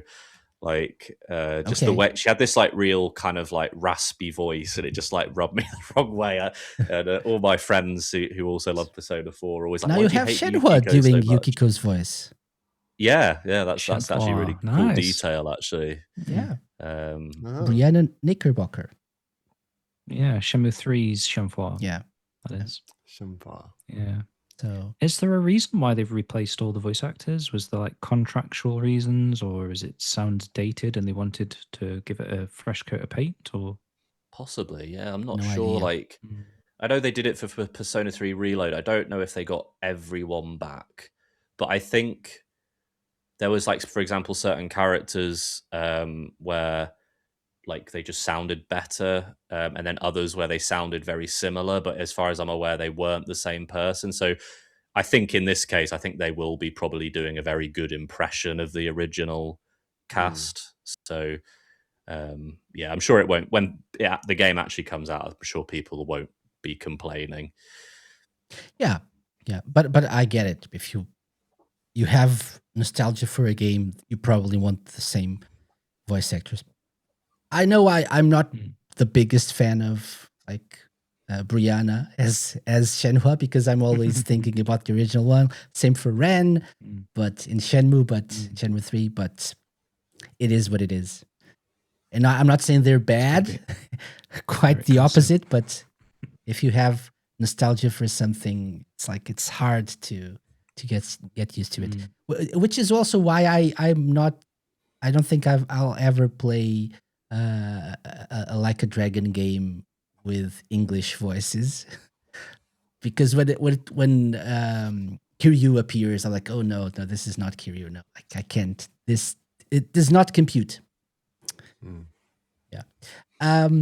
Something to mention briefly here, because we're really low on time, but there was, as we're recording this, last night at midnight UK time, which I thought was quite fitting because of the midnight channel in Persona 4. There was a broadcast, special broadcast, quite short, I think like 19 minutes long. I wouldn't say, I was going to say detailing things. They didn't detail things. They mostly explained what Persona 4 is, what the story is about and stuff. They talked about each character. And then they had a message from the producer, I think, explaining some of the changes to the systems of the game, which are in line with what they've been doing since Persona 5 Royal, Persona 3 Reload. So it's like quality of life changes, a little bit of like metaphor for Fantasio as well, with like, because I personally played Persona 4 Golden, but the dungeons, as a person who is not the biggest like turn-based RPG fan, the dungeons were a little bit too much for me. And now there are systems at play that allow you to skip battles, to like run around faster, skip the boring parts if you're not the biggest RPG fan. And I think that's quite welcomed, at least from my side, because I am now considering playing through this again to see if I can actually beat the game. I got quite close, but then it was too much. The remakes have been easier in general, as well. They're definitely trying to cater to people who aren't, necessarily hardcore RPG fans. Because obviously, one of the things I really used to like about Persona 3 was just how, at times, challenging it was, even on like the normal difficulty. And then when they did the remake, it was like you had like these super moves that would just wipe everything out with a click of a button, and it felt a little bit too easy. But obviously, I'm happy for more people to access the games. Yeah. And Baton Pass as well returns. So there are things in the series recently that will make this more accessible, which is always nice. If more people can play this, it's always nice. Enjoy it. Lime, you've played this, right? You've played Persona 4. Yeah. Excited for I this? absolutely loved it. It was my first exposure to the whole series, and I was Same. absolutely caught after. It's an amazing game. It's a genius game, in my opinion. Mm-hmm. Absolutely wonderful. Definitely. Something worth mentioning quickly is actually it looks like it incorporates all the golden content as well. Whereas the Persona 3 remake kind of didn't, take things from like the portable version and stuff. So what this actually looks like, it's like the complete package, which is nice. Okay. You already mentioned this, Lewis, and there's not much to say about it, but we also had a teaser for Persona 6 during the Xbox Games Showcase. Sega was big at the Xbox Games Showcase this year. Actually, I found it quite interesting that yesterday's Persona 4 Revival broadcast started and ended with the Xbox logo. Found it very interesting. So probably some sort of partnership. Day one with Game Pass. Yeah. But Persona 6 is just like Graveyard and Green. That's basically it looks quite dark, actually. Yeah, indeed. So possibly they're trying to take it back in, because Persona 3 is quite dark. So I wonder if they're like taking it back in that direction. I mean, they're all dark. Like, if you get to the end of Persona 5, it's pretty miserable. But like, this does look quite dark. I mean, even the graphics they look quite unsettling, and yeah. But that's all we've got to go off. Yeah, and the logo. Yeah, like Persona Ghostbusters, maybe. Yeah, we're in a ghost-busting school logo. Ghost-busting school. It does, yeah. Could also, instead of a school, instead of high schoolers, they're like graveyard managers. No, I don't know. Undertakers. Graveyard manager simulator. Graveyard robbers. That's their name. Instead of Phantom Thieves, Graveyard Phantom robbers. Thieves, Graveyard robbers, probably. It's also worth pointing out that it's got like the green theme, whereas all the games have a color. It's like blue for 3, yellow and then red, and now green. Yeah. We forget about Persona 1 and 2. They don't exist. Yeah. I don't even know if they had a color. Okay. Yeah. So this coming soon. Coming whenever. Probably like 5 more years or so. I don't know at this point. Who knows?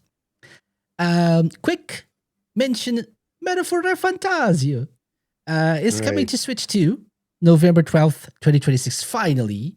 I'm surprised it took them so long to port this to a Nintendo system. Even on Switch, I think it would run decently. I don't know, but it's Switch not 2 a very probably graphically demanding game, is it? I mean, it looks really nice, but I don't know if it's but like that graphic demanding. It's an amazing art style, but like graphic wise, it's not very demanding, right? Mm-hmm. I might be stylized. Wrong, I understand. It's like not realistic looking. Probably like more stylized graphics, so it should probably be easier in theory. Also, Shinobi, The Art of Vengeance is also coming to Switch 2 soon. They announced it today, actually, few moments before we started recording, I believe. They actually announced it yesterday, but they got the system wrong. They said Switch, and it was already on Switch. So now they updated their tweet, and they said it's Switch 2, which makes more sense, obviously. But we want to close this off with some Sonic stuff, right?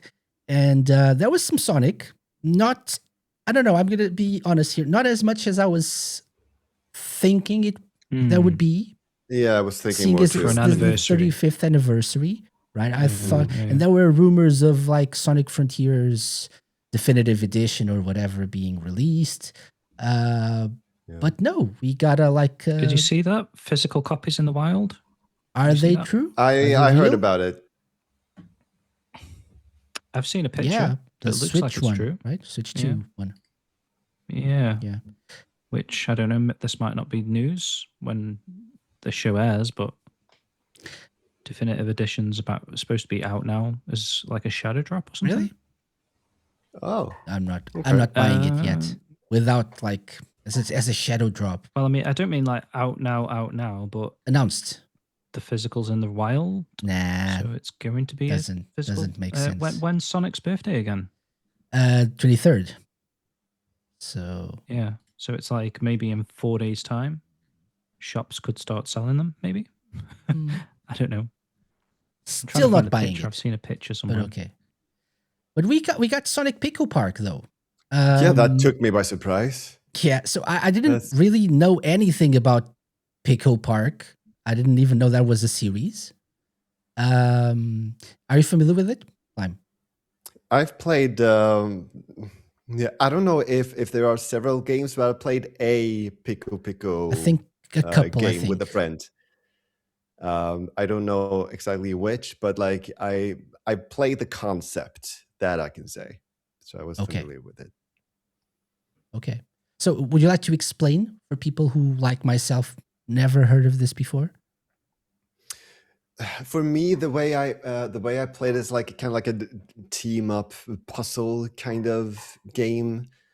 You need to team up to get to like over something or through something, and yeah, you can do that with different stuff. You can stand on each other to reach a higher point, like as they show in the game. And yeah, I had lots of fun with it playing with a friend. So yeah, it's a co-op action puzzle, as it explains here. Yeah, and so we're gonna get Sonic characters to do this Yeah. with, and it's probably a little bit chaotic, which is fun. We need to play this together at some point, Yeah, I'd love to. but not really a Sega game, right? It's like it's being probably developed by the people behind Pico Park, but licensed by Sega. Hmm. It's what I saw. So, is it Coins? Why not rings? It should have been rings. Yeah, the Sonic version will have rings. This Oh, is yeah, yeah. this is Agreed, the agreed. basic Pico Park. Mm. Yeah, basic Pico Park. Do I have? If we play, I'm Tails. Just so everybody Okay. knows. I think everyone knows that. I'm calling dibs. Dibs on Tails. Mm. That's like probably a name for something like a business. Dibs on Tails. Whatever it is. But yeah, so I'm not saying it looks fun. It's just like a little bit underwhelming because I expected them to do something else and not just like this chibi Sonic game, right? But it's like celebrating the 35th anniversary of Sonic with Pico Park. Sonic, Tails, Knuckles, Amy. They look cute. I like how they. chibi. Yeah. I kind of want like a plushie or something with this. Probably have to It- ask Jim to get you one from the Sega shop. It is a shame that in the footage it looks like, because it says it's up to 8 players, right? That's true. So it looks like they've just got the 4 Sonic characters, then it's just filled it out with the rest. But you know, Yeah. they could have, you know, I don't know, get like No, I saw somewhere. I think there will be more Sonic characters. There will be 4 more Sonic characters. Yes, I Imagine believe so. Chibi Shadow. My gosh. Probably, I would love it. yeah, Shadow. probably. We need to bring yeah. back Cream. Justice for Cream. Yeah. Mm. Who else could be in? Metal Sonic, Big the Big the cat. Cat could be. I want Metal just a Sonic probably cow. because of the movie. Makes Right. Yeah, it makes sense. makes sense. Yeah. We already have Amy, so yeah. Mhm. Right. So and also Sonic Racing Crossroads is going to have year 2 DLC. Godzilla. Yeah, Godzilla not playable. By the way, Yeah, not indeed. playable. You Yeah. can't race as Godzilla. Don't get excited just yet. Teenage Mutant Ninja Turtles July. Heck yeah! Finally get to see them. Avatar Legends October. My gosh. Then Godzilla, Evangelion, and more to come. Whatever The that stages means. look More to amazing. come. Like Yeah. especially the Avatar one is like it seems to be changing. Mhm. It's amazing. Have you guys been playing? Why aren't they doing Crossroads? more Sega properties? Oh yeah, Shenmue. Oh yeah. Shenmue. They have been doing a good job. They have like Arla from Puyo Puyo. So they had added nights. But yeah, more Question. Mhm. Does anybody know who this like huge green character, purple character is that they introduced in the trailer for Crossroads? Like after they that present Evangelion? Godzilla, there's this other like purple huge robot kind of character. Oh, Evangelion. Oh yeah, Oh yeah. Mm. It's one of the mechs. What one of the from that. mechs. Yeah, It's an anime Oh, series. okay. yeah. I see. A very good Nice. anime series. Yeah. I never heard of it. Very popular. Yeah, and not the Yeah, first that's time Sega has done stuff with them. That's But cool. I remember in the anime, didn't they? I feel like they had like sort of an amalgamation of a Sega Saturn in some of the scenes, possibly. I'm trying to remember now. But yeah. have you guys been playing Crossworlds? Not Still? lately, actually. Not yet? I've been missing some of the parties, even though I kind of wanted to be a part of it, but didn't Yeah. end up doing Yeah, it. same. But I actually I think the last one I took part in was the Mega Man, Pac-Man. Which one? One of Mhm. them. Can't remember which one. Quite I fun, took but part. I haven't had much time to play games, to be honest. So yeah. I took part in the Majima one. I think was the Okay. latest one that I took part in. Okay. Right. So, guys, I think that's it for the news. I wanted to keep like 5 minutes at the end not at the end, 5 minutes. It's like because it's big. I wanted to, and that's one of the reasons I invited Lewis on the show. Because Lewis, you've got some news of your own, right? So for people not familiar with the show, Lewis has been on many times before, and he's like the head honcho of the Dreamcast Junkyard. And you're celebrating a big anniversary. So would you like to tell us a little bit about that? Yeah, so if you haven't heard of the Dreamcast Junkyard, it's a Dreamcast fan site and podcast. It's been running for 20 years as of December 2025. And we celebrated it with some t-shirts and we had a blog post and a podcast where we kind of went back over the years. And as part of that, a company in New York called VGMY Soft, who are like the sort of video game publishing label out of the store's called Video Games New York, and I've never been, but I'd like to. It looks very cool. But they said they'd love to collaborate with us for something, and so we've finally got it finalized and it's out. So we've got some merch. Yeah, Casey's got it up on the screen for the video viewers. And then I have some bits here actually that I've got. I haven't got everything. Even better. I haven't got That's everything even from better. the I wanna see. collection. So I've got like the little acrylic keychain. That's one of the little things. And then these are the kind of cool things. We've got these VMU shells that say, the Dreamcast Junkyard, 20 years. Very There's cool. 9 colors. And these are really easy. Just unscrew your, yellowing VMU and swap them round. There's other colors. I've only got clear, orange, and pink, like transparent colors currently, but there's like black. You can see them. And and then I've Very actually cool. got. Amazing. You can also purchase like a full, like boxed Oh, sorry. VMU as well, like that. So that only comes in white though, but that actually comes in as a VMU, which this is basically new old stock that they basically reshelled. So it comes in like the original, like American box and everything. So yeah, that's really cool. And then cool. there is a pin also coming, but I don't have that. And then also the very cool clear Dreamcast shell, which I will definitely be putting on my console. But again, I don't have one of those. So yeah, Casey's got it up there on the screen. Oh wow!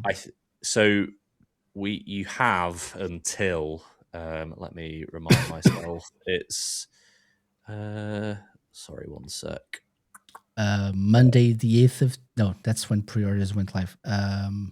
Yeah, so it's basically the 8th of July is when it ends. So you've got like 3 weeks to get it, and it says that it's like once it's gone, it's gone. I mean, Dan from VGMY was like, we could always do something again in the future, maybe if people are interested. But yeah, it's been an awesome collaboration, like working on it with Video Games New York, and yeah, it's been really exciting. Like people have really responded to it well. Like sometimes when you're doing this kind of online stuff, you put something out and you think it's going to be like the next big thing that everyone's going to love, and then it just like falls like a lead balloon, and it's just like, oh, no one's interested. But this, like, people were like, wow, this is really cool. And just another thing to note is usually Video Games New York only distribute their stuff in the States, which has always been a little bit of a shame because they put out some really cool Dreamcast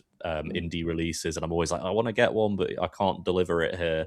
But just for this, they've put in they've got international shipping. So you're looking at like maybe like £12 perhaps, depending on what you buy, shipping, which is actually better than I expected it. But they worked really hard to get the shipping down. So I'm glad like people are able to get it from outside the United States as well. So yeah, but obviously thanks for letting me plug this on your podcast. Oh no, my pleasure. Yeah.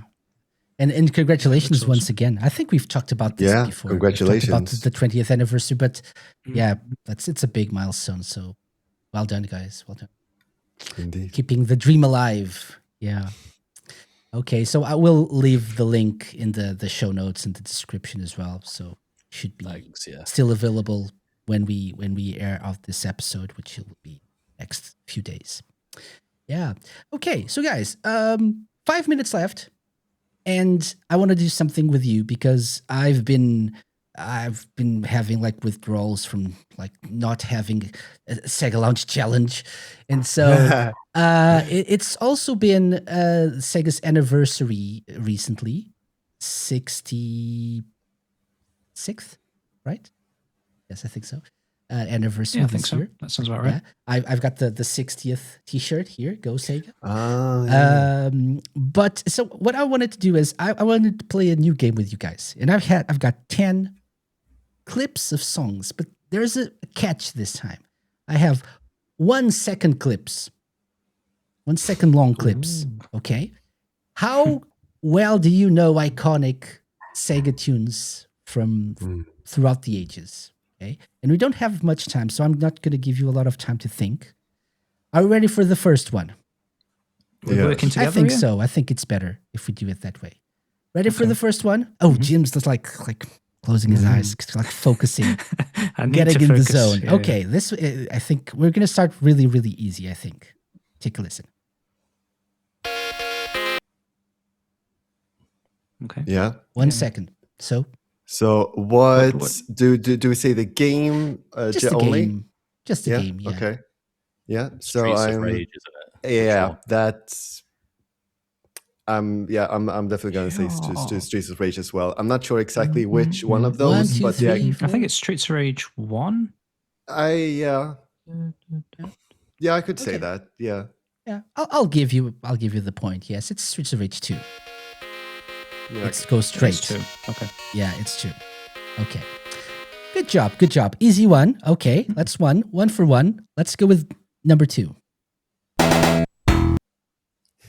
I mean, yeah. I mean, Go on, Lime. Sonic the Hedgehog 1. yeah. You're all smiling. So yeah. It's Marble Zone. Yeah. Okay. Number 3. Still on the easy side, I guess. Very, very easy. Okay, yeah, Shamu. Sorry. You sure it's not Yakuza? No. Maybe.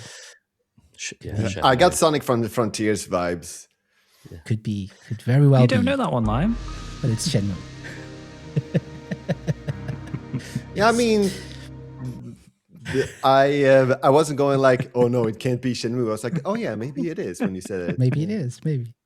Okay, I mean, number 4. I'm like a Shenmue super fan, but I'm blanking. Is that from the opening? Like the main theme, yes. Like the very beginning, the very first second of the main theme. Yeah. That's why this is potentially hard. Okay. We're getting, I think, medium difficulty now. Let's take a listen. Oh, what? But maybe not. But maybe not. It's Nights into Dreams. Yeah, Nights into Dreams. Yeah. Oh yeah. Yeah. But it's like the credits, isn't it? Doom, doom, doom, doom, doom. Dreams, Okay. dream, in a dream. Dreams, yeah, dreams.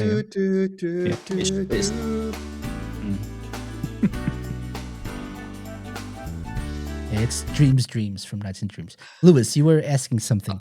No, I was just Topanga. going to say, like, obviously I know that song, but it's just that, like, the little drum bit. It's like that feels like not enough to go off. Like, if you just carried on playing it, it would have been easier. But because again, I love that game. But yeah.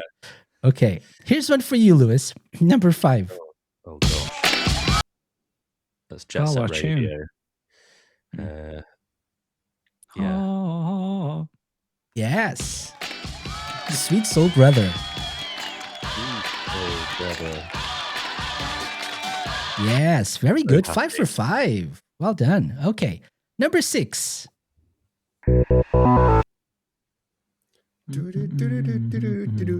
Yeah, so that is Cityscape, but it's not the Sonic Adventure 2 version. It's Like the Sonic Generations version. Yeah. Yes. Like the cash version, is it? Yes. It's like Act 1. Yeah, the cash version. Okay, 6 for 6. Wow. Okay, number 7. Ramping up the difficulty a little bit. Maybe, but maybe not. Oh, I have no idea. One more time? That's the one that sounded like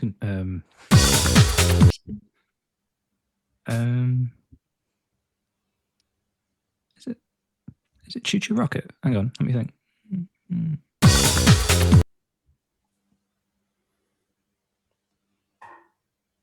Oh, I'm sure we've talked about this one before, and it was the one I was telling you that sounds a bit like Finders Keepers music.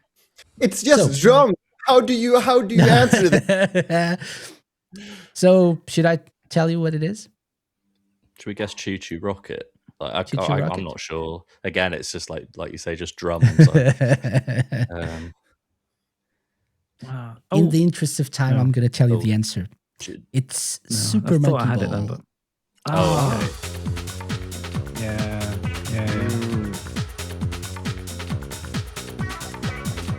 Yeah. Played throughout many of Sega's racing games and stuff, including like the original Super Monkey Ball. Okay, number 8. Oh, It's a Fitch with Fire. I recognize it.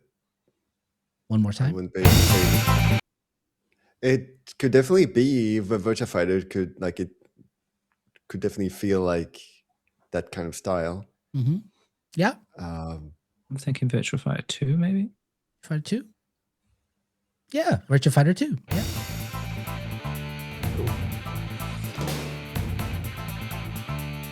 It's that one. Yeah. Virtua Fighter 2. It's Sarah's stage. Black Cat Moon is the name of the song. Okay, number 9. Number 9. Ooh. Yeah, that's Sonic Frontiers. Sonic Frontiers. Okay. Lewis is like, is it? Yes, it is. It is. Sonic Frontiers. I'm here. Like, Very easy to recognize, right? From the very beginning. Okay, last one. Ready? Number 10, you've got 8 out of 9. So last one. Persona 4. Yes? Yeah. Yes? Yeah. Persona I feel 4. fairly confident. Very Very confident. Play it Persona one more 4. time. Yes. Yeah, it's Persona 4. Yeah. It is Persona 4. Yes. Nice. Good job. That's the a little title bit screen, though, isn't it? It's Corner of Memories, I think, is the name of the song. Yeah, because that's in the title Persona screen. 3 Persona 4 Golden as well.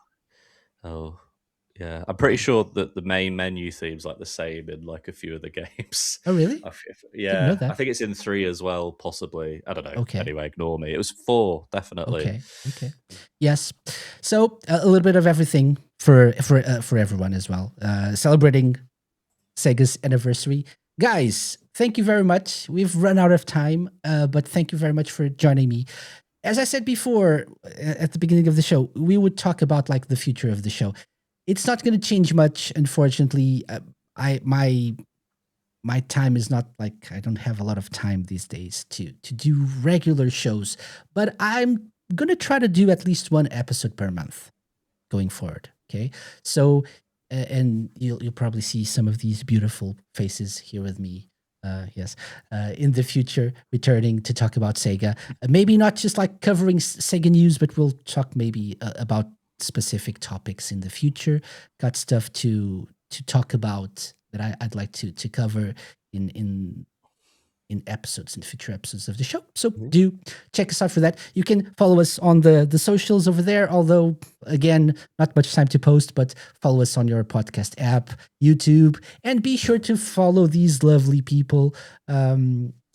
SkillJim, James, Shenmue Dojo, Lime Reversed, always on Twitch, big streamer, Lewis, Dreamcast Junkyard, and do order some Dreamcast Junkyard swag to celebrate the 20th anniversary.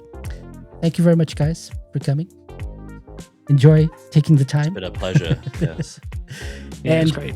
Thank you. Yeah. And thank you, everyone, for listening or watching. We'll be back next time. Bye-bye. Bye-bye.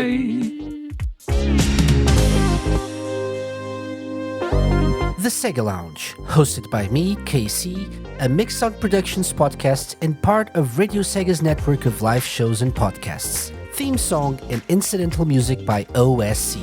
Got any suggestions? Drop me an email to podcast@thesegalounge.com. Find us at thesegalounge.com on Blue Sky. Check out our YouTube channel for our video content and follow us on Twitch to join our Let's Play sessions and live episodes. You can find previous episodes of the show by going to thesegalounge.com on the TerraPlayer app and wherever you listen to podcasts.